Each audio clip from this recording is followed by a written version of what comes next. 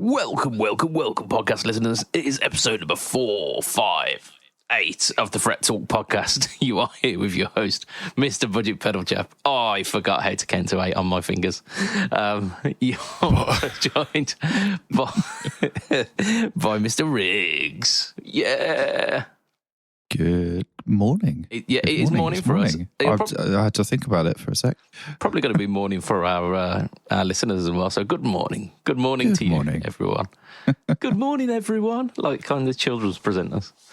Good morning. Good morning. Oh, no. Of course. Don't get that in my head. And as you hear, we also have Mr. Lee Padabadabadoo. Hello. I mean, it's been so long since I last spoke to you. Well, I don't think it has been. Spoilers. It's barely been 12 hours. Yeah, pretty much that, isn't it? Yeah, actually, it has been less than 12 hours since we last spoke, so damn it. But we'll talk. You were both on the big TV in my lounge less than 12 hours ago. Yeah. I bet Sarah really appreciated that. Yeah, no, she was watching it. Yeah. Oh, bless. Against so will. Yeah, she did say hi in the comments, which was lovely. She did. But we'll talk about all of that stuff later because that's kind of tied in with what we've been up to. Yeah, it's episode number 458 of the Fret Talk podcast. And it's a nice sunny morning. It's nice, isn't it? It's nice. It's just nice. Yeah, it's a little bit cold here today. We've got highs of like 17. So, I mean, it's not too bad. We're forecasted 29 again here today. Oh, it's a hard life, and it's a hard life. I mean, we're going to have absolutely confused Americans. What? 29? That's freezing cold. Really cold. Yeah. Hang on, 81 Fahrenheit. There you go. Today. There we go. There you go. So some pretty decent weather. Anyway, so let's of course start these things the way that we usually start, which is by mentioning our sponsor, which is affordboard.co.uk. Yeah, a UK company, boutique pedals, designed and built in the UK at amazing prices. Bringing you top-notch pedals, including the Supersonic Drive, the 800, the Filthy Rat, the Tarot Screamer, the Neon Drive, and many more coming as well. Oof. At the moment as well, we've still got a few of the prototypes that are going out for like 40 quid, I think. Ooh. Oh my. Suit you, sir. Yeah. I mean, I reckon that's not far off cost. So... I mean, it can't be really. It'll be a million miles off, can it? Yeah. So, yeah, grab yourself a bargain over there. Of course, yeah. I did. Yeah, you did, didn't you? Yeah, it's your turn now, Lee. Yeah, it'll cost 40 quid pedal, but like 300 quid shipping. Worth it. Anyway, check them out at affordboard.co.uk. This week, we're doing a bit of a shit news special because there's special shit news this week. Yeah, the world is going to shit, essentially. Oh, you just realised. Yeah, but even in the guitar world this week. So, let's start off with the big one because this is the biggest shit of the week, which is Fender, still being Fender. Last week, we had a little bit of a go at them because they were firing off cease and desists to anyone who were making Stratocaster copies, essentially, stuff that looked very Stratocaster-like. So we heard rumour of Harley Benton being mentioned, and granted, like their ST range is very Strat-inspired, and like LSL, which, again, they're kind of Stratocaster-inspired ones don't veer too far from that path, do they? I got to say, right, if you're going to name every single company as making fucking Strat copies, we're going to be here all day. Yeah. Because it's everyone. Yeah, but like those are the ones that were mentioned last week. I'm catching you up. Like you weren't here, so chill out. Yeah, because I've not noticed. So, like, Hang on, we can mention the companies that don't make Strat copies, Gibson. yeah, I mean, they I did. think you're wrong. they made that Hendrix Strat, didn't they? They've dabbled. Every company has, because the Stratocaster is a kind of ubiquitous shape, isn't it? It's a bit like a Les Paul, where Gibson owns the copyright for it, but everyone does a version of it. I think if you make something that's designed to be ergonomic and to fit a body, you shouldn't be able to say to everyone else, "Oh yeah, you can't copy this." All your guitars have to be non-ergonomic to fit bodies, so you got to make fucking star-shaped guitars because I thought of this first. It's like trousers. We don't all wear three-leg trousers. Imagine if someone copyrighted the design of a bicycle. Yeah, there are certain things within that design that you can then copyright, I'm sure. But like the broad design overall, it's like ergonomic guitar shape, isn't it? Yeah, I mean, this is why they only got away with copyrighting the headstock for like 30 years or something. And now they're like, oh yeah, the body too, as if they forgot that earlier on. It means that obviously they tried and failed at that point. Yeah. I think it was kind of universally agreed that bodies weren't like copyrightable, because Gibson didn't copy their shapes either. Like SGs, Les Pauls, Flying V's even. They tried that a couple of years ago and lost. So there's a precedent of not being able to do that. So why has Fender suddenly been allowed to do that? How much did they pay the judge? No, it wasn't that they paid anyone. It's the fact that they took on someone from AliExpress, wasn't it? Yeah, it was a Chinese company who didn't really care about their standing within a German courtroom, I believe, and they just didn't turn up to it. And it weren't a big producer. It weren't like the company that make Harley Bentons or I don't know, like Jet guitars or anything like that. It was just I think it was like Awa or something like that. So like a very unheard of Strat copy. Isn't that the god from Avatar? I don't know. Yeah, what? Yeah. The cynic in me might say that going for a very small player that doesn't care and probably won't turn up was a very calculated first move. Yeah. It was the whole of this. Yeah. It was the Sicilian defense of law, but so yeah, they ended up winning that on default essentially, and because of that, they've then taken that as we now have like legal grounds here, precedents. Yeah. So they have targeted certain like the ones you'd expect, like the Harley Bentons, the LSL. They haven't targeted Squire for some reason. I wonder why they're just going after like the Strat as well. Like, surely this would apply to all of their guitars. It would, but I think the Strat is the thing that they won the ruling on, so they're keeping that safe to start off with. And I assume if this goes well, then it's not. Is follow it up with the rest, won't they? It's not going well at all. So they've come out with a letter following it up, stating their reasoning and trying to like make everything good again.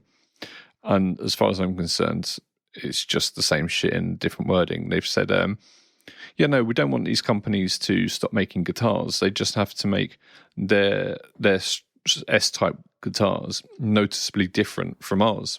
Well, you say that. However, the thing that came out yesterday would suggest that they're talking right out of their arseholes. Because completely agreed. I read some of that letter and statement, and it's complete. Yeah, look, if they PRS only spent 2 years creating that. Yeah, if they only followed like the very strict Strat copies, of which there are lots, then you go, okay, that checks. But they have issued, apparently, a cease and desist to PRS for the Silver Sky. Now, I know that we took the piss out of the Silver Sky quite extensively for being, oh, look, they've redesigned the Strat. But they've redesigned it. It is not... With a bit of sandpaper. Yeah, we mentioned it a few episodes ago, didn't we? Because my initial thought, straight away, when I first heard of all this, my initial thought was the Silver Sky and PRS, and they're just getting annoyed because the PRS Silver Sky is selling quite well. But yeah, you quite rightly pointed out that they did genuinely redesign it with their own features, and it was more PRS-y than actually it was Fender. Oh, it's only a slight cutaway difference. Well, yeah, I've not put the silhouettes up against each other, right? So I can't we're say talking sure, small differences. But yeah, you were saying that they literally did take a Strat and kind of rework it in a PRS way. Yeah. So it isn't one of these direct copies. Despite what it looks like. Yeah. I mean, look. Lee was saying at a cursory glance it looks the same, but like the body thickness is clearly thicker. The neck axis is clearly different. It's a 3x3 headstock rather than being a 6 aside, like 6 in line. Yeah, we're talking about the body though. We know the headstock is different. But that's all part of the aesthetic of it, isn't it? Yeah, but the thing Fender are going after now, because they've had the law on the headstock for donkey's years, the thing they're going after now is the body shape. Yeah, and look, by looking at the two photos in this article, you can see that the PRS is visibly thicker. It's a slab with an arm cut. It doesn't have the clear contour at the back. It's a much thicker instrument. It's less rounded. So it shares some similarities, but if you're going after companies for making Strat copies, don't go for the one that's quite visibly different from a Strat. And this brings us on to another point, right? There's been more than one Strat shape. You get fat straps. Oh, man, this ulcer on my tongue is making me talk like an absolute moron.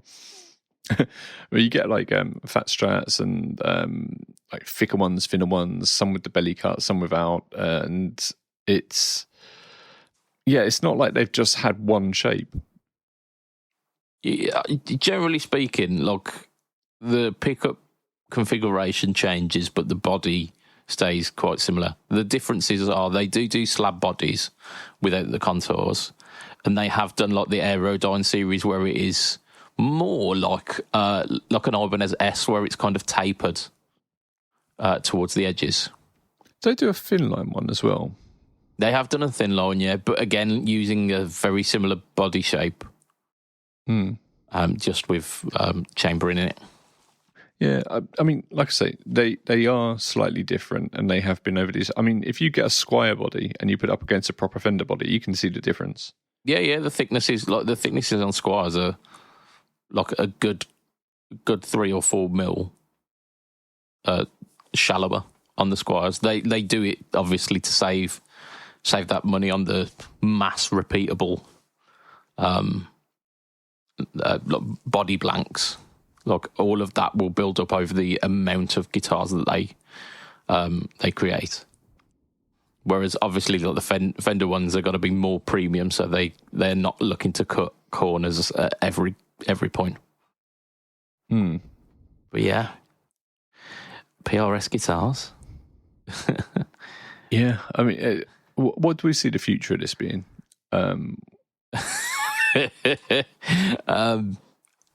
I mean, it's not looking good for Fender in terms of like the public perception of this.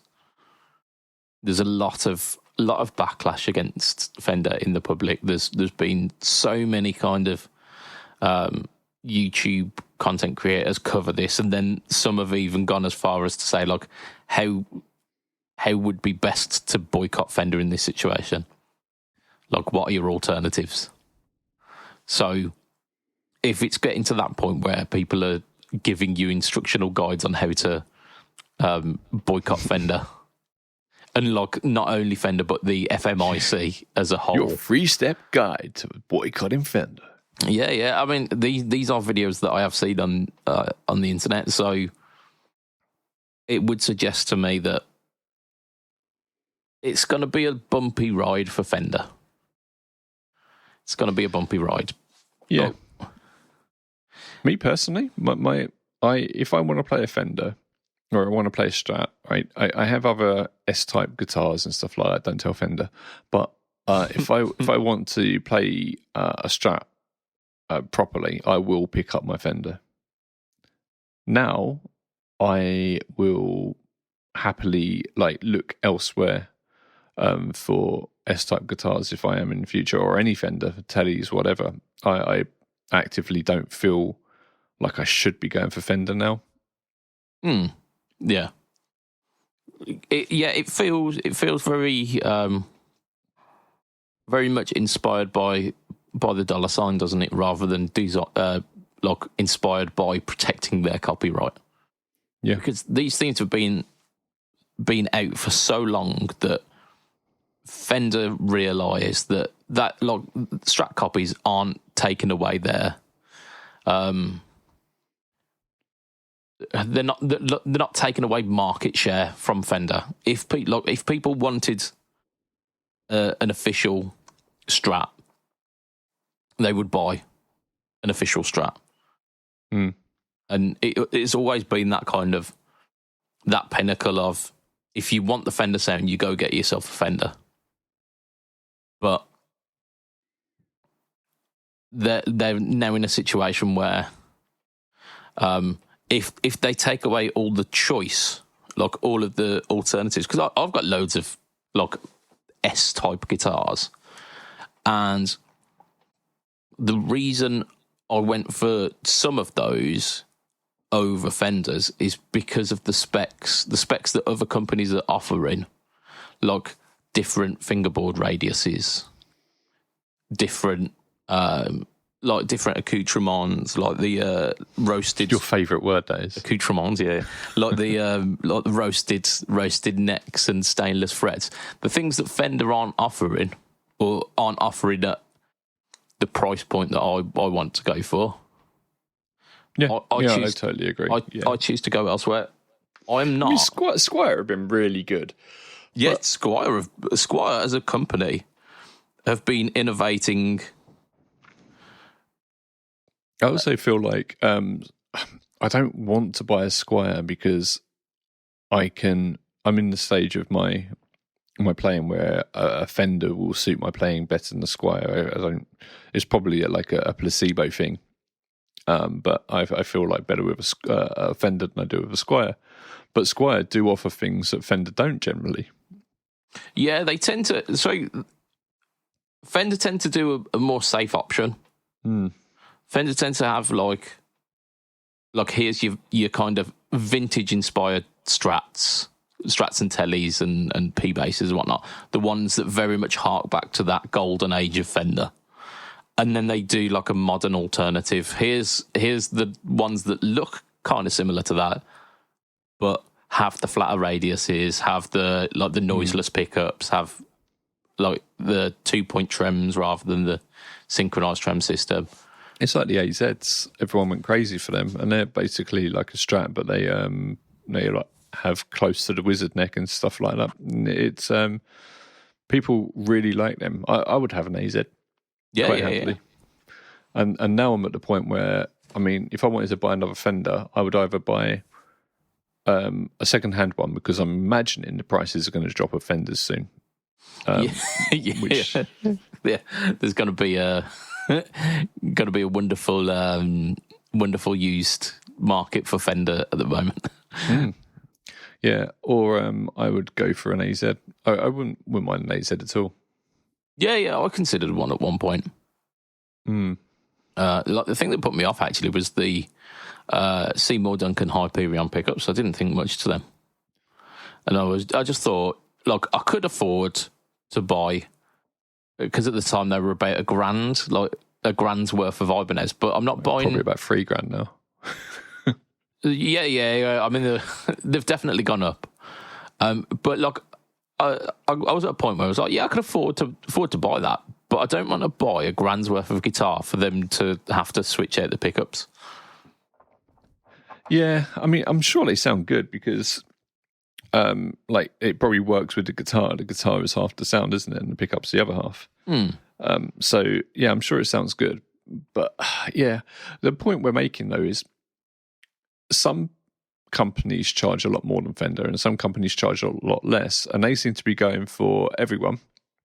But why are people buying them instead of buying Fenders? They're not buying them instead of Fenders because it's exactly the same and I might as well because it's in a local shop.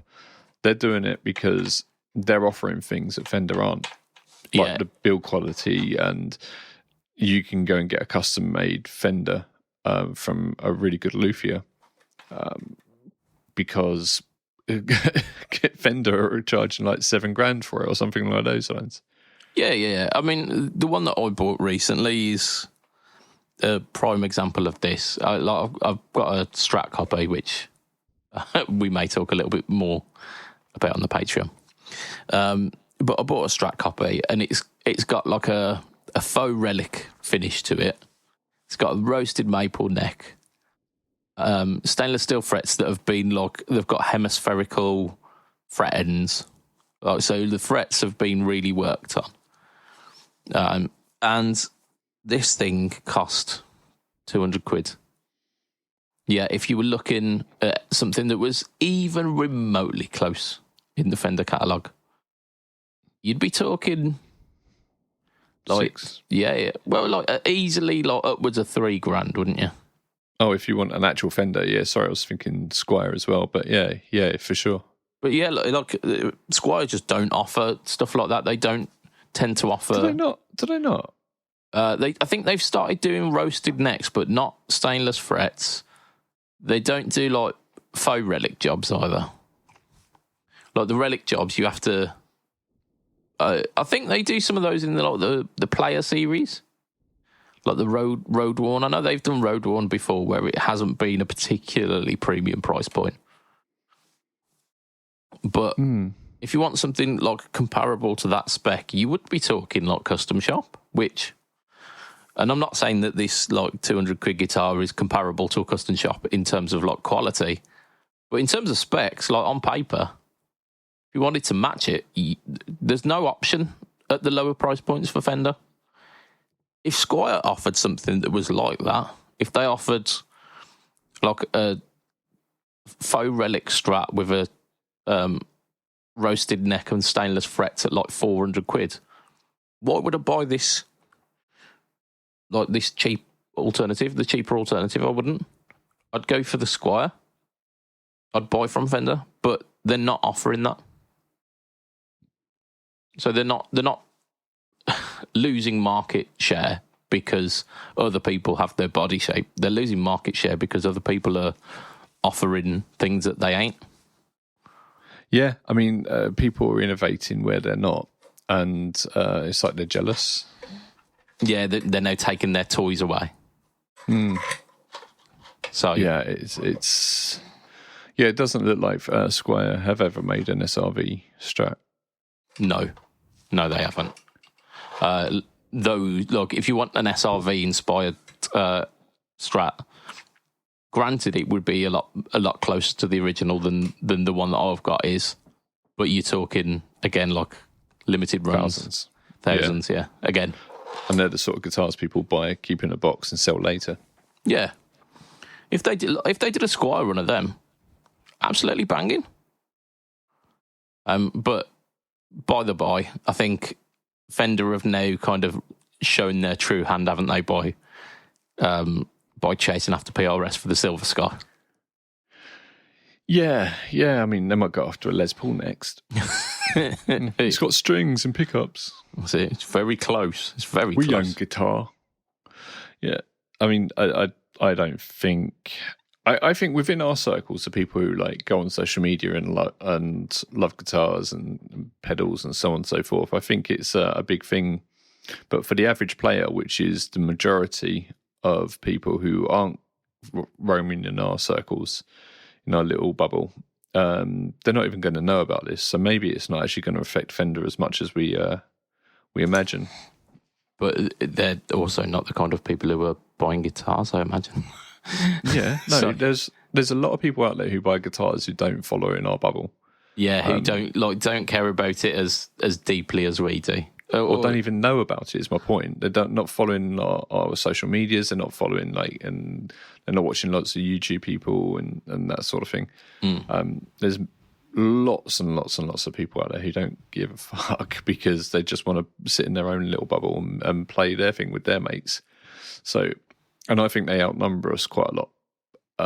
So maybe this isn't going to affect Fender as much as... I mean, it will affect them, but not as much as we're imagining it will.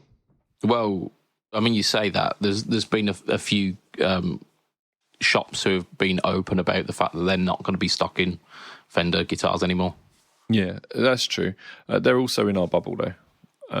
But I understand guitar shops are where people who aren't in our bubble will probably buy their instruments. Like I was saying, they're in our bubble, but the people who are going to them aren't. So it does overlap into them as well. It does overlap into, let's say, the real world. So that is an effect it's having. But most people don't bloody buy guitars off of shops anymore anyway. The kind of people who don't follow guitar media within shops, within the internet, are probably more likely to be the people who buy from shops. Yeah, and if you go to a shop with the idea I'm buying a guitar today, if they don't stock Fender, you're not going to go, well, I'll wait until you start stocking them. You're going to go, I'll buy what's available and what I like. Yeah, because the manager's going to go, this is exactly the same thing. Yeah. That's here's an alternative. Try this. It's half the price, and you get this extra pickup, or you get this split humbucker, or something along those lines. A 4 pickup Strat. Yeah. What about the people like Sir and Freeman and so on and so forth? Yeah, Freeman, Exotic, those kind of higher tier, upper echelon, S-type inspired. Bigger names. Yeah. I don't know. I've not heard anything about whether they've been served up, but it's interesting that they're going for... Have. If they've gone for PRS and fucking Harley Benton, they've absolutely gone for them. Yeah. Harley Benton, I'd say are probably scarier to go for than PRS. Because Harley Benton are linked with Thomann, and Thomann will just stop selling Fenders. Yeah, and they are the biggest guitar retailer in Europe. Absolutely, by a long shot. And Europe ain't small. Well, what other amazing facts do you have for us today, Budge? Water is wet. The sky currently is quite blue. But you know what I mean? If they are severing ties with Thomann, you're very much cutting your nose off to spite your face there. For the sake of a few extra sales on Strats, you're taking away a big chunk of sales within Europe. Do you think this all comes down to one person who's come into Fender with no experience of the music industry whatsoever, and they've just looked over the books and gone, why are you letting everyone sell these? You've got to stop that. And they're gone, all right. And they've just taken it and run with it and just fucking pissed off the entire guitar world. I mean, if that is what's happening, it the logic checks, but I can't say for sure what's happened.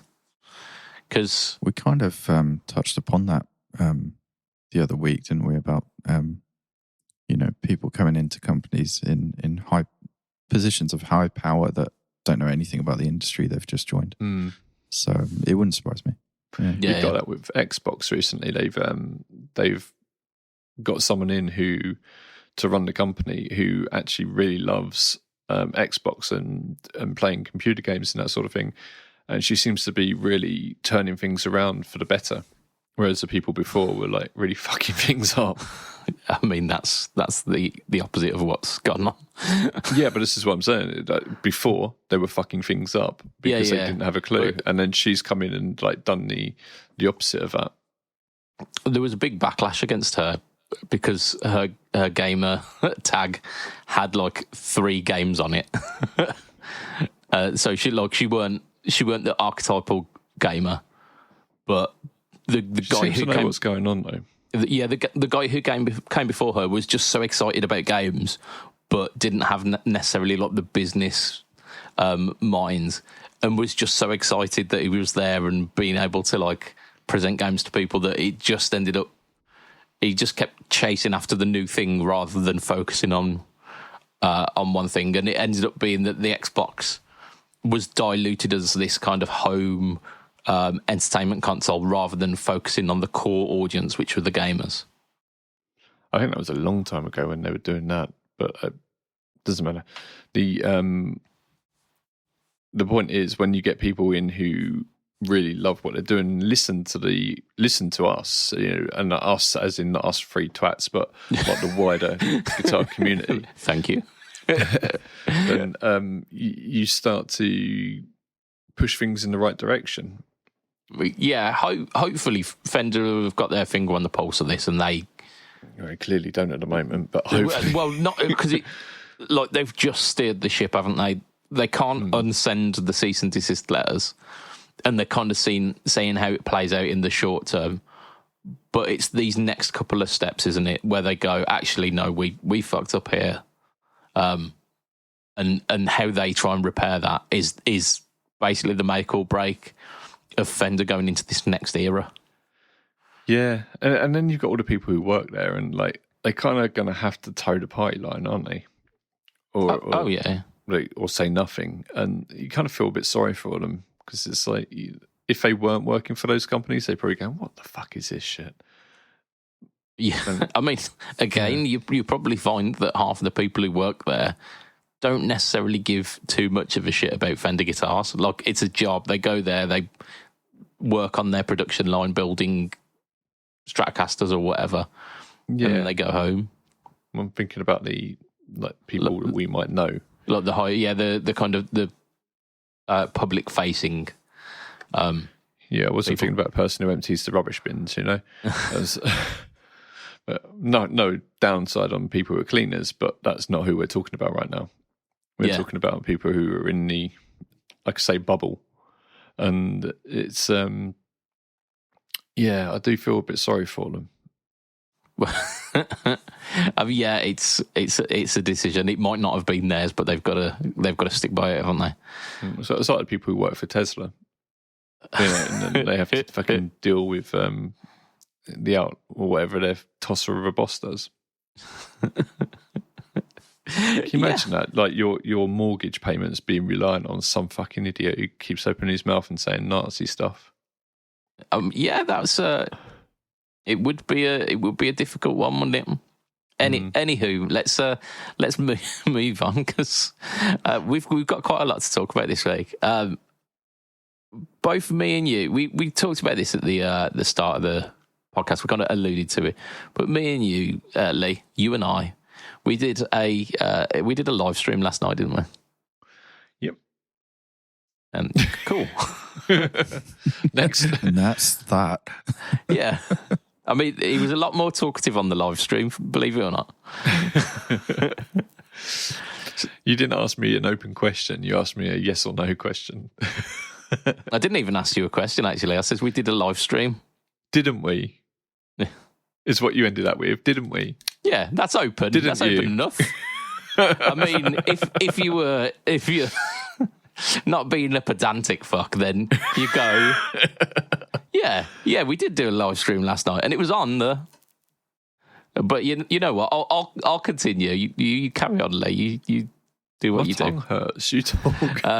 We were talking about the new Royal 45 collection, which I think was called the JM Legends previously. Yeah. So we might have some YouTube shorts that call it the JM Legends. My bad. You got the fucking press release, man. Yeah, I got the press release and used the press release. So I did all of the things that were based on the information we had at the time, and then they changed the name kind of last minute. Oh well. But yeah, so the Royal 45 collection, the Royal 45 Legends, I think it's called, is a collection of amps and amp presets plus some additionals on. Yeah, so you get Marshalls, and then you also get a Marshall with a tube screamer and stuff like that. Yeah. So different mix of cabs. Yeah, JTM 45s is basically what you get. There were three amp heads, weren't there? There was like the script logo 65. There was a white Tolex 64, and there was a slightly later block white logo Tolex. one. Yeah, block logo, which also 64. Yeah, and they all had different characteristics about them. Like some were using KT77s or KT55s, I think, actually. Yeah, and a slightly different transformer, which gave it like a kind of warmer and rounder tone. There was, I think it was Bumblebee. Yeah, what the transformer? Yeah, and then so like we said, there were a bunch of like presets that they had dialed in for these amps, so that you can just like pull it up and then bang, you've got this specific tone. Whack it in and off you go. Yeah, they sounded pretty good. And then on top of that, there was also like script logo being pushed by Tube Screamer, script logo being pushed by Plan Sensor, and then like block logo being pushed by Big Muff. So there were like all these different kind of pairings as well, which fantastic stuff. Like something like 40 different presets. I think like I got to about 27 and gave up counting. I see a limit. Indeed, yeah. I ran out of fingers, toes, and then elbows and knees. Give him kudos, because last year you could only get to 25. Indeed. Yeah, I was wearing shorts yesterday, so I could use the knees for 2 extra. But yeah. So like we did a live stream on that yesterday, and it weren't just so we didn't just do the kind of standard. Work through the This tones. is the tones. Yeah, here is tone number 1. Sounds good. Let's try tone number 2. This is the best sound I've ever heard, apart from the sound I heard before last week. Yeah, so we did. So we worked through some of the tone packs, some of the presets in the tone pack. But then we did some comparisons with the user-made tones for similar sort of amps. And I think Alex just bugged off on a motorbike or something. Sorry. It's gone to fetch the milk. I'm off. Got annoyed at my computer crashing, so I just buggered off. Yeah. So, you've got user-made. What's the area called where you can go and download all of these? ToneNet. ToneNet, yeah, like Skynet, that's right. And on there you've got options as well. Now the difference is the new pack is paid for, whereas the ToneNet stuff is free. And we compared them, and the ToneNet stuff is good, really, really good. But this new pack is a little bit more polished. Yeah, which you'd expect, wouldn't you? Not only with it being like carefully curated by OK themselves, rather than based on real amps. Yeah. Yeah, as opposed to the ones on ToneNet, they're based on photographs of amps. No, like so, they are like a screenshot, though, aren't they? Yeah, a bit like a Kemper profile, where it takes a specific point in the amp and then kind of guesses at what the controls would do, one way or the other. The new tone pack is using the V2 algorithm for creating tones, so look, it's going to be that next generation of quality. Picard and Riker and all that. Yes, exactly that. They even have Klingons on board now.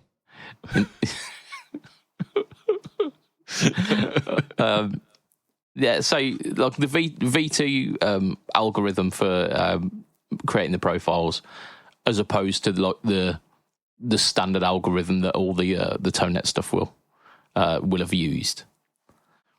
But yeah, it like there was definitely a difference in quality, wasn't there? And you could hear. Yeah, I think so. Because you were sending the audio straight to me, whereas everyone else was hearing it through OBS, which had the like compressor and all that sort of thing, it was dipping out for me. So it was hard for me to hear the quality clearly. Like you'd play like 5 notes and then it would just dip massively. Okay. So I don't know if that came over in the video. Alex, you were watching it. Was the sound dipping at all? I was going to give you some viewer insight. There were some fluctuations in volume between conversation and the clips, but overall it sounded good. It came across quite well. I could hear, the clarity, especially that new S style guitar of yours. That like you could hear it quite a crisp sound like coming through, and that was just on my TV setup. So it sounded good, and it showed the quality of the new collection. I really liked it. Yeah, and at times with the humbuckers, it did get a little bit muddy, which is kind of what you expect sometimes with, but a Gibson style humbucker guitar with Marshall is the match made in heaven. So maybe there was a little bit of tweaking needed there. When you said that yourself, and you put the presence up a little bit, and it helped. Yeah. Maybe putting a tube screamer in front was some combinations you do end up like that. Like I've plugged a Les Paul into a decent amp, and it sounded a bit woolly once, and I was like, oh, that's weird. Just that particular combination of guitar and amp just didn't work out. It's often the greenbacks, isn't it? That happens. It wasn't in this case, but yeah, no, it happens. Sometimes the particular magic combination doesn't quite work. So I wouldn't overthink that. But yeah, it sounded good. And the Tonex captures also give you the option of tweaking the EQ as well, not just like bass, middle, treble, but where the middle sits, like where the mid control will being able to control the frequency of your mid boost or cut. Well. Yeah, you can change the Q as well, so it can be a really sharp mid poke, or it can be more of a gentle mid poke. Look, a technical term. A doughy, wrong hole. A doughy mid range. Oh dear. But yeah, so like you can tweak that even further. Is kind of the takeaway from that. So you can like really tighten it up by pulling the bass further up the frequency spectrum, or you could get a more clarity in the mid range by pushing certain mid frequencies more. You know what probably the best thing I can say about the live stream, it made me want to get a Tonex and this pack. So because you're I think people call you a shrill or something like that. You're like, we say, yeah, this is good. You're like, oh, I want one. Which is our job. It is our job. Trust me, when I watch videos of you demoing stuff, I don't want it all. Might come as a surprise to you, but me or everyone. I'm not going to clarify. Fuck you. Oh dear. No, I mean, I know I'm biased towards Marshall stuff, but I was looking at your live stream, and I was like, oh, interesting. And then you mentioned that the bass unit is, was it £130? £130 currently on Toman. But if you get the plus one, that's MIDI capable, and it's a bit more expensive, but then it comes with the pack. And actually, at the moment, the cost of the pack is about the cost of the extra you would pay for the unit anyway, so you might as well get that. Yeah, it's not far off. I think you're probably paying an extra like 20, 30 quid, but then you do get the... in fact, I'll do the maths here. Here we go. 133 currently from... as long as it's not over 27, you'll be all right. You've also got a B stock available for 113, just FYI. What, plus? No, the 113. Yeah. So I mean, that's an option, isn't it? How much is the Plus? I'm just checking now. The Plus is $235, so an extra £100. So actually, you'd save money by going for the Turn X1 and buying the amp pack, but then you do get the additional. You don't get MIDI, phone app, and MIDI with the One Plus. So for the extra 30 quid, One Plus. Oh, it really sounded like you said One Plus. Did it sound like that's you? No, I heard OnePlus, but then because I was paying attention and it was in context. So was I. Take that, Lee, you bastard. What you could do, though... So 113 plus the pack, and the pack on its own is what? 79 at the moment. But that's reduced to 79 at the moment. It's usually 100. Offer. So it's the same kind of thing. What you could do, though, you could get the Tone X1 Limited Green Edition, which is exclusive to Thomann, for $129, which is a great saving on the standard version. And you get limited edition tone packs exclusively for this model. And is that the Plus as well? No, that's the standard one. So you would still need a Pirate MIDI and a MIDI foot switch for that one. However, like additional tone packs, and it's in a limited edition green finish. So I don't think anyone really cares too much about that. That's a lot of money for a tone. Did you say £70? Yeah. Yeah, 79. How do you guys feel about, that sort of... I think it should have been 69, to be honest. Yeah, we did go into this a little bit, didn't we? Yeah, we did. Which I think maybe you should have been listening. Yeah. What we'll do is we'll do like a best of kind of clip show, and definitely watch out for that, because we justify a little bit of the price for these tone packs a little bit more, and it does make sense. But definitely go watch it. I also did my own live stream this week on the Moore GE100 Pro, and my gosh, was I impressed. So, like the GE100 Pro, I don't think it's even out yet, so I might get in trouble from Moore for showing it off a little bit early. I think it's out. It's available on places like AliExpress. So I imagine, like if you look on like Thomann and Anderton's, they've got the other ones like the 150 and the 200. They haven't got the 100 Pro. So I wasn't quite sure what price point this would kind of land at. I would go and check on the Anderton's website, but that caused my PC to crash when I was looking at Anderton's last. So oh no, not going to go there. Yeah, I thought this unit was out. So did I. That's why I did a live stream on it. Well, obviously, yeah. It's a cool unit. Yeah. No, I honestly thought it was out. So the old version, it's the GE100 Pro, right? It is the 100 Pro or the 100 Pro Li. I went for the GE. Yeah, GE. Yeah. Yeah. It's on their site. On whose site? Moore's.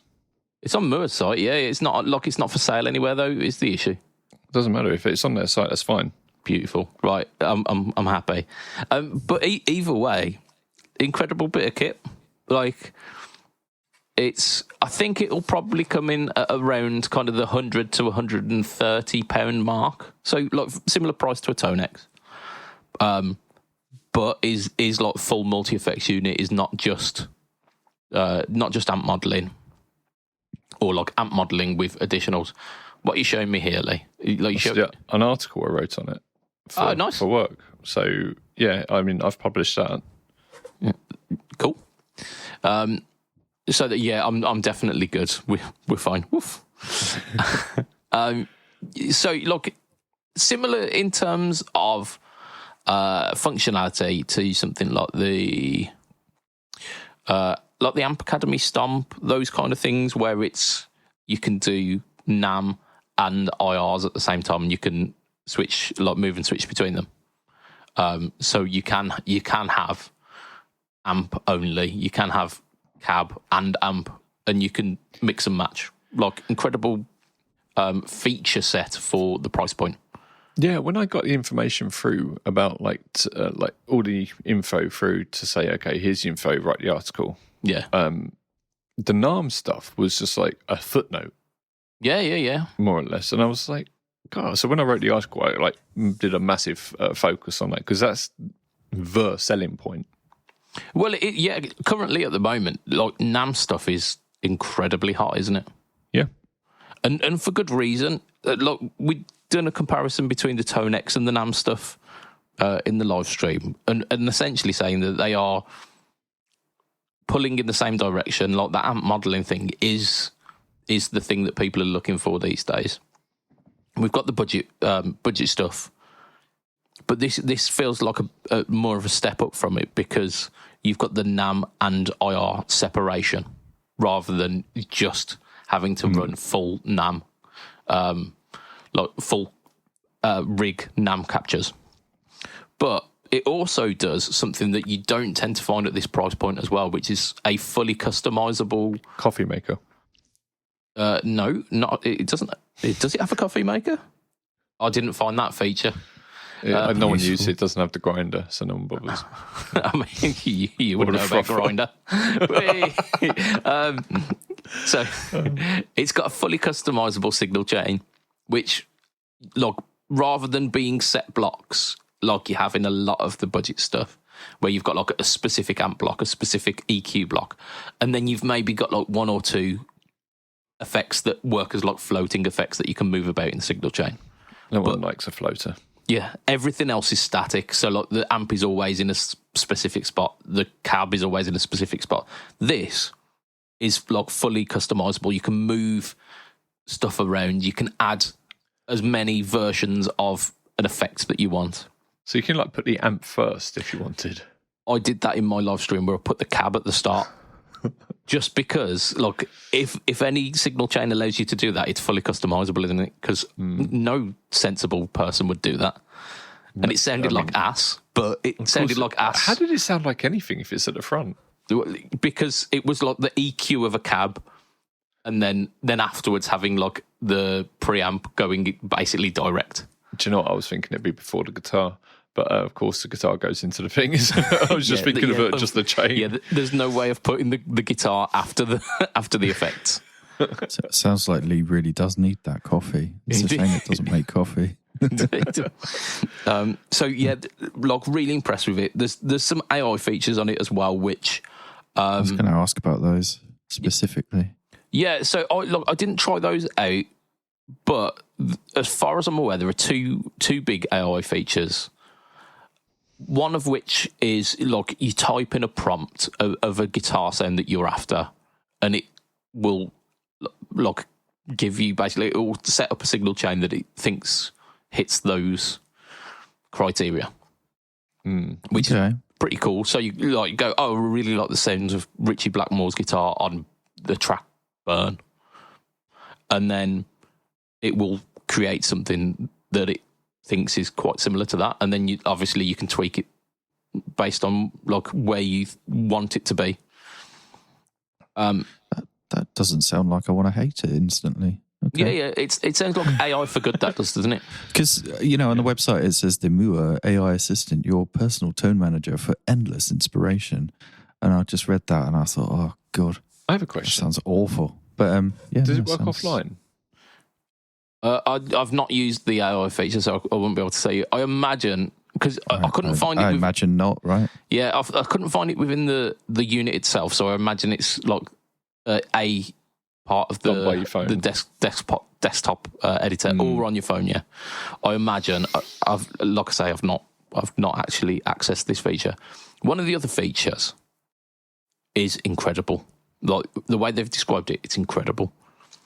It uses AI to remove like parts from songs that you put into it.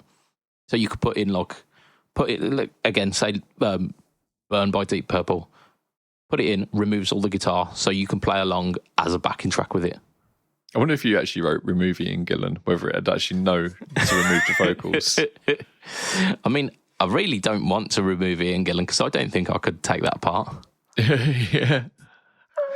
But if do it in Child in Time. Remove it so that it starts being listenable. Fuck off! Ian Gillan's wicked. He's one of the best singers from the 70s. He gave me I went to see him and earache afterwards. You've seen Child in Time for 40 years and then see how your voice is. Come to think about it, actually, removing Ian Gillan from Burn would be incredibly easy. Because it's Coverdale and Thingy, isn't it? Oh. Okay. Yeah. You type in remove Ian Gillan, it says, yeah, done. Go, okay, he's done fuck all to this. Yep, is that the era when Gillan joined Sabbath? I don't know what Gillan was doing, but it was Coverdale and Glenn Hughes were doing the vocal duties on that, weren't they? Oh, Glenn Hughes, fucking brilliant. Glenn Hughes is amazing, yeah. He really is. Yeah, like his Purple stuff isn't even... Get your mind out of the gutter. His Purple era music isn't even the best music that he's created. No, it's not. He's got solo albums as well. He's got solo albums. He did Black Country Communion, which I think was probably some of the... someone who's worked his tour and a lot of his gigs. Mm. Yeah. Might be the guitarist of my band. Oh, nice. You also get the impression he's a really nice guy. Yeah. You got any feedback on that? Like Blackmore, not, but... Blackmore was decidedly... Like, it was a conscious decision not to be nice, wasn't it? He's clearly autistic. Oh, yeah. It's like so clearly. The one story that always pops into my head was that he was in a Jag or a Rolls Royce or something, and he was bombing through some country lanes, had an accident, and there was the accident they had, if I remember rightly, was the car coming full, like they crashed into, was like two old ladies or two old people, and he got out and he was like, "How's the car?" Wow.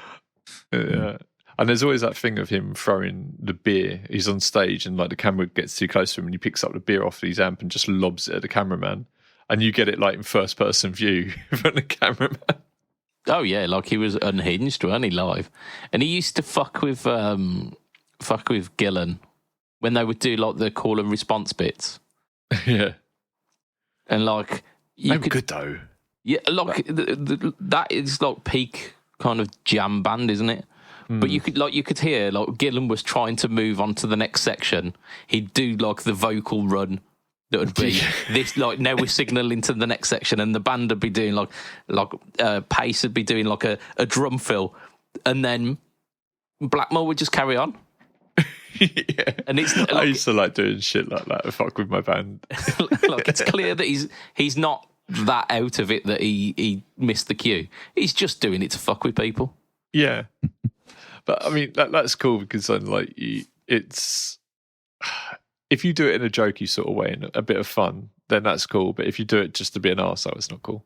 Yeah, and I imagine he was doing that night after night after night. So it might explain what I saw, because I saw them in the Steve Morse era, and it was basically the Steve Morse show, and I thought, oh, he's just taking over. But maybe it was a tribute actually to Richie Blackmore of just being this over-the-top guitar player, because it was just the Steve Morse show when I saw them. Really. It was good. I've seen him play twice. I mean, Steve Morse, and he's an incredible guitarist, but it's no longer Deep Purple, is it? It's the Steve Morse show. I at least really what I saw, it. with a bit of Ian Gillan screaming. Yeah. Oh yeah, like, I went to watch them at the tour that they were doing, the album Go Bananas or something like that. Oh, that was from the 90s. It was, I think, or early 2000s, was that? Because I weren't watching them in the 90s, and I went to watch them, and I ended up walking out kind of 2/3 into their set because it was just so bad. Oh. Sucks when that happens. Yeah. The thing that made me sad was like when I saw them, John Lord had already left. And the keys player they had then was fantastic, and him and Steve Morse really, really bounced off each other really well. But I would love to have seen John Lord for real. Yeah, for sure. I've just noticed the time, and we've only done one bit of news, so we should probably do a second bit of news because it was a shit news special. I was going to ask about the built-in RGB lighting system for striking stage presence. Oh yeah, someone's reading the fucking website. If you imagine like the dashboard of Kit at Knight Rider, do you know they're like Oh, very well, yes. Yeah, and it's just that's Airwolf. Sorry, it's just like a fabulous version of that. It's like RGB light that's just for unparalleled stage presence. I believe is it AI controllable. Stage. So our second bit of shit news, to make it an actual shit news special this week, rather than just one bit of shit news. Boss have done some more updates for the PX1. Boo! Prepare yourself because this is fucking hilarious. Yeah. So just as a recap of what the PX1 is, it's the pay to play pedal. It is the EA of guitar pedals. You buy a guitar pedal and then they let you buy more guitar pedals when you've bought the guitar pedal. You basically you pay like you pay an extra like $10 or something like that, and then you get a new pedal that you can load into it. You can store. I want to be devil's advocate here because I'm on the same side as you, right? But I want to play devil's advocate and just give people the wider view. The argument here is that you buy the pedal and you get something like 15 different pedals in it, and they're all done really, really, really well. Apparently, they are bang on. So you're getting these classic pedals that are really hard to get, and you're getting them in a pedal that costs maybe the same as any one of them. And they're very, very good. And then they're going off and recreating these other pedals, and then they might charge you a tenner for them, whereas if you went and bought them in real life, it would cost you maybe 300 quid. So that's the kind of way they're looking at it, and I think that was the initial approach on it. Like, let's make it so people can have access to these rare, really cool pedals, and not have to pay through the nose for it. And so we kind of that apparently was their approach, and I can imagine that. I can see that. Yeah. It seems to be the way a lot of things are going, and I don't want to talk about it for ages, but I just got an email from the people who make my car, and they said, "Oh, we can get your interior lights to do something slightly different for 50 quid." I was like, "No," but it's the first time I've had like a pay for like edition thing. So it seems to just be the way that they want to give you extra stuff and you pay for it. My car's doing the same. It seems to be the way across many different industries. So I'm not surprised. Everyone wants residual payments. Yeah, and that's it, isn't it? That residual payments are a more stable income than like one-off purchases. And I have heard it like a few years ago, and I'm talking a good few years ago. I was speaking to someone at Boss, and they said that their biggest competitor. Oh my god, my tongue! Their biggest competitor is their own second-hand market. So maybe this was an approach to kind of deal with that. I'm trying to look at this in a good light for Boss, because we do love Boss. Boss has been on the phone to Lee. You can tell. But I agree. No one wants this, and we always compare it to Line 6. Line 6 have given donkey's years of updates to the Helix, and they're still updating it, even though they've got like the Stadium out. So I mean, that's what we want. That's what the industry, should be doing. That's what makes everyone really, really happy. Whether that's financially viable for companies is another thing, because we don't want these companies to go down either. No, which is kind of what you were alluding to with the Tonex amp pack. I think if they would have released it with I think it was like 16, because it's like 8 that you can store in the pedal, and then like 8 alternatives that you can switch out. And you got them for free. Yeah. If they just released this pedal with the 8 that were built in and the 8 that were kind of you could switch in and out, and just said that's it, I think we would have been more okay with that. Like, oddly. The guy... It's stupid, isn't it? Because I think you're right. Nothing says that you've got to go and buy these other amp packs. No, but the fact that there's a business model around it that it's like these additional pedal purchases will be coming for this. And then the fact that it came out around the same time as the Plethora X1, which had all of the TC pedals built in, and you got them all for free. And then, but it was one less than what the actual PX has. It was 15, if I remember rightly, in the and you get 16 for free with TPX1. But since then, they've brought out the Infinite Sustainer update for it, and that was free. Yeah, exactly. So, look, I think it's just the kind of pay-to-play model that we've all been bitten by in the games industry. We were unhappy about that, and then there was confusion. And TV. Like it's all going that way, but we didn't want to see that happening to the guitar world. No. And they muddied the waters by comparing this to their like the Boss plugin that you get for the computer, which is a paid for subscription. It's like $29.99 or something. Roland Cloud, the Roland Clouds, and you very good. It might be very good, but you have to pay a subscription to keep that going. So you get like all of these pedals in your DAW. Yeah, and it sucks because if you've got something you really like to use in your DAW and then suddenly it's not there anymore because you haven't paid the subscription because you don't like subscriptions, you haven't got access to it anymore. And I've had exactly that. So look, it kind of conflated the two things, which got people's backs up again, thinking, you have to subscribe to your pedal to use it. And that was Gear News. That was their fault because they put that in an article on day one and it wasn't actually that case. Yeah, and it's been cleared up a little bit since, but I think it's still left a sour taste in people's mouth that you still have to pay for additional updates. They've released a few more pedals in the in the line, so you can add more to your catalog. Can I chuck a spanner in the works before you mention that? You can do, yeah. I've just noticed the TC Plethora is currently on offer for £89, down from £129. Oh shit, man! Which one is that? I don't know if it's reactionary. Is that the single pedal or is that the X1? The X1. That's an incredible price for that.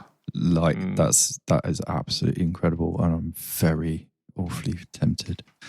But TC have been absolute bastards to their staff recently, so I'm. He's already got one. He's already got a Plethora. Yeah, I've got the X1 and the X3 as well. The staff who used to work there sent us that to demo, and they were very nice. Yeah. I use that all the time. If ever I'm needing an effect to go with like the plethora of amp modelers I've got on my desk, I plug the X1 in. It's just phenomenal. Like really, really good stuff. So they the pedals that they've updated it with 3 by the looks of it. You've got the power driver, the PW2. Yeah, sure. The compression sustainer 2. And the extortion. I mean, it writes itself, doesn't it? It writes itself. That's essentially the payoff there. They're charging you for pedals and they're charging you for one called the extortion. Which is strange because it's not even like what I would class as one of the Boss rare it's good not pedals. A classic, is it? No, it's not a classic, but it is rare, isn't it? Like it was a very limited run. I think it was it a limited run, or did they just not sell any? Yeah. Well, I imagine both of those things can be true. The power driver again isn't one that you see all that often. The CS2 definitely is that run for quite a while, surely. Or did that get superseded by the CS3? Yeah, it did, but I think you can find them on Marketplace like 10 a penny. Really? Yeah. I'm going to have a look. Well, you can't get anything on fucking Marketplace over here, pedal-wise. Well, is it cheaper than buying a PX1 and the additional £10 for the compression sustainer 2? No. Well, there you go then. Yeah. CS2, and this guy is asking. That's mental. I was just looking. So this guy's asking for 100 quid. Oh, in which case then, yeah, that's much cheaper than buying a PX1 and the CS2 add-on. He's really saturated that picture. Oh my god, it looks purple on the screen. Yeah, it looks like the old Digitech Jam Man, doesn't it? Yeah, but yeah, that's the only one I could. Ooh, there's a TR2 for 750 crowns, which is probably about 60 quid. Nice. Right, yeah, so that's our shit news for this week. Fender being Fender, and Boss are trying their hand at extortion. The XT2, not the other thing. Allegedly. I think I got away with it. Well, there's metalcore. Right, so that's what Lee's pedal shopping. We'll see him in about half an hour. Yeah, so I'm going to wrap it for this week. It's been wonderful having you all. Thank you, you wonderful listeners, for making it this far. We do appreciate you. If you are on YouTube by any chance, if you have a YouTube account, go over to @FretTalk and sub to the channel. Give this episode a like as well. And you can listen to it again. I mean, you can do, yeah. Like, what I've started doing is listening to it through the YouTube link, because it allows you to like the post, the video. I don't know what you call it, the podcast on YouTube through the app. The audio-based video. Yeah, the audio-based video, that's it. So I've been doing it through that. So we get our listen on YouTube. Like twice as much electricity, though, isn't it? No. Yeah, because you've got to have the video and the audio going at the same time. No. It just plays the audio. Because if it's a podcast app, you can listen to, there's a bunch of YouTube videos that you can listen to through the YouTube Music app as a podcast. It just doesn't show the video. Oh, that's good. Yeah. There you go. So you can do that. You can head over to YouTube as well. Give us a like, give us a subscribe as well. It will help push us to more people. We are growing on YouTube, so it's quite nice. But more growth equals more good. I think this episode's going to do particularly well because we didn't talk about bases at all. So we can throw some of that in the Patreon if you want. Next week we probably will, though. Sure. So I'm going to extend a thank you to our sponsor, which is of course affordable.co.uk, bringing you some amazing stuff. Check them out on the socials, because you get first refusal over there pretty much. And as Alex knows, the deals are just irresistible. I'm already looking at another couple of pedals. I can't help myself at those prices. I mean, come on. It's tough to say no. Isn't it? There's a whole load of pedals right now for £50 that look incredible, and they've got all your favourite circuits in there as well. So check it out. Yeah. And then I'm of course going to extend thank you to our Patreon backers, who, for as little as $2 a month, you can be part of the premium Patreon crew, which allows you not only your name to be shouted out on every podcast, but it also gives you some extra Patreon content as well. And we've got the following people on the premium tier. We've got Mr. Adam Yeomans of Chef Tone Effects. We've got Mr. Huge Erection. Sorry, I just choked on it then.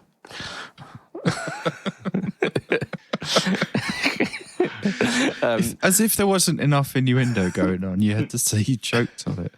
Oh. I think that's well worth keeping. Mr. Mike Coxlong. We've got Mr. Gary Goldencock. Fioing, fioing. We've got Mr. Ben Fletcher of Fletcher Pickups. We've got Mr. Brian Gower of the Tone Jukes podcast, the Second Button podcast, and the Off the Rails podcast. We've got Mr. Diabetes Foot. We've got Mr. Jason Wharton of Jason Wharton 82. Jason. Okay. Where'd that come from? We've got Mr. Gareth Brand. We've got Mr. DJ Play Nice, Mr. Crazed Fandango, and Mr. Mike Phelan. And of course, if you want to support the channel At the free tier as well, you still get your name shouted out, and it shows us a bit of love anyway. So we have got a free tier over from Patreon. If you sign up, you get your name shouted out like these people. We've got Brett, we've got Dave, Harry Waddington, James Bragg, JD Foshow, Jimmy Smith, Johnny Goat, Johnny Cambridge, Julian Nielsen, Kamal Singh, the entirety of Kent, Steve Snyder, Maulers, Matthew Dang, Matthew Quinn, Michael Burns, Michael Levinson, Mika Paponen, Mike Nico Musi, Perry Wright, Raphael Formarin, Ross Philpotts, Jack Richards, Simon Fricker, Vaughan Murray. What you see is not what you get. William Crown, Fang Brack. We've got Michael Ribovich. We've got Rich Gretzky. We've got Aris Agassane. Pedalboards of Doom is Danny DeVito Disco Bear. I think you missed one, mate. I've just deleted that because, funnily enough, throwing in random insults to me fucks up my... Did you read it, though? It wasn't No, an I didn't. insult. I didn't. I caught it. I'm not like Ron Burgundy. It says, Fuck you, Budge San loves Diego. Brahms. You love Brahms. You are a Brom. Oh, dear. Right. If you want to catch me along, I am BudgetPedalChap. You find me Instagram, Facebook, YouTube, Threads, Blogspot, all of those And loving Brahms. or / BudgetPedalChap.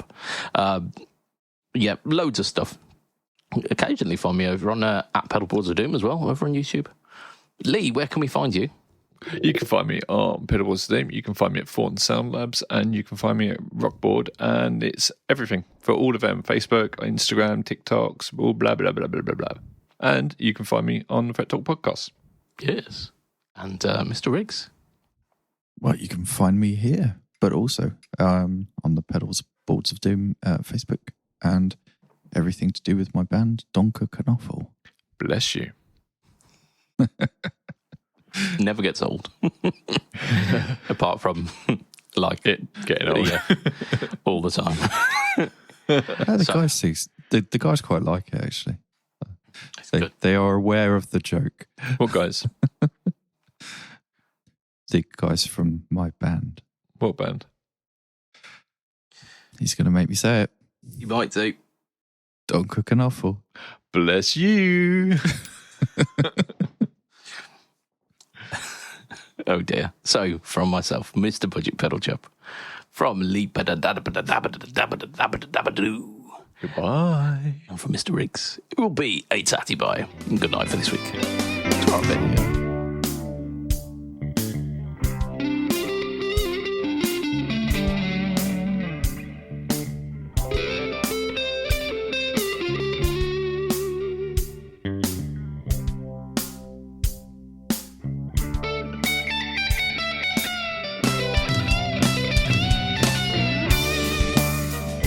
Did you hear about the shipment of Viagra that was stolen? The police are looking for hardened criminals with erections, with big fat stiffy erections.